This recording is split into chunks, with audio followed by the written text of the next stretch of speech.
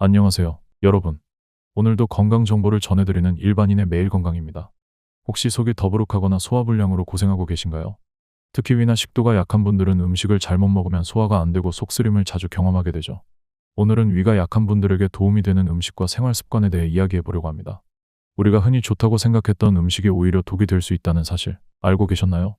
끝까지 함께 해주시면 소화불량을 예방하고 개선하는 중요한 팁들을 얻게 되실 거예요. 첫 번째, 위가 약한 사람에게는 양배추보다 쌀과 생강이 좋다. 양배추가 건강에 좋은 식품이라는 건 누구나 알고 있지만 위가 약한 사람에게는 주의가 필요합니다. 양배추에는 식이섬유가 많이 들어있어 변비를 개선하는 데는 효과적이지만 위와 장이 약한 사람에게는 소화에 부담을 줄 수 있습니다.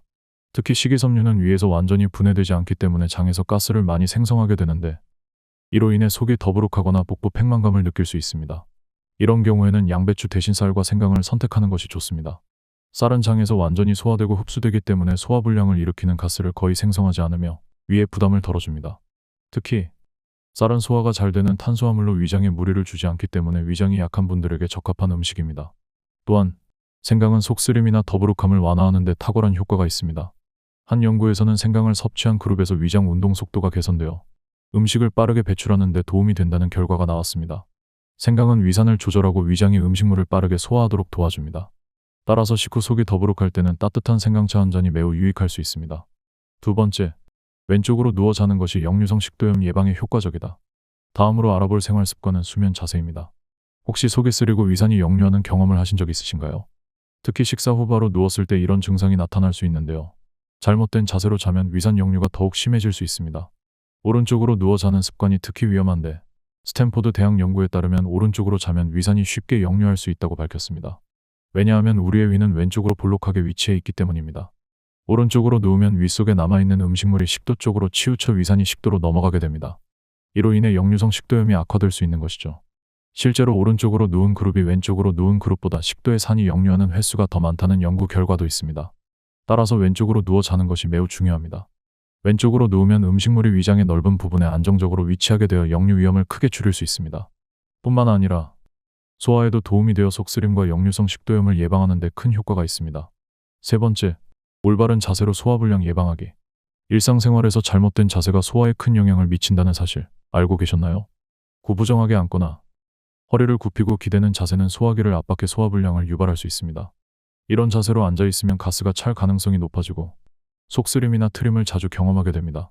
평소에 가슴을 펴고 허리를 곧게 펴는 자세를 유지하는 것이 중요합니다. 특히 의자에 앉을 때는 엉덩이를 의자 끝까지 밀어넣고 허리를 곧게 세우는 자세가 필요합니다. 이렇게 하면 명치와 소화기를 압박하지 않아 복부에 가스가 차는 현상을 줄일 수 있습니다. 서 있을 때도 마찬가지입니다. 머리, 가슴, 엉덩이가 일직선상에 있어야 몸 전체의 균형이 맞춰지고 소화불량을 예방할 수 있습니다. 또한 걸을 때도 자세를 신경 써야 합니다. 팔꿈치를 직각으로 유지하고 발은 뒤꿈치부터 땅에 닿게 걷는 것이 올바른 방법입니다. 이렇게 걸으면 소화 기능이 활성화되고 소화불량이나 복부 팽만감을 예방할 수 있습니다.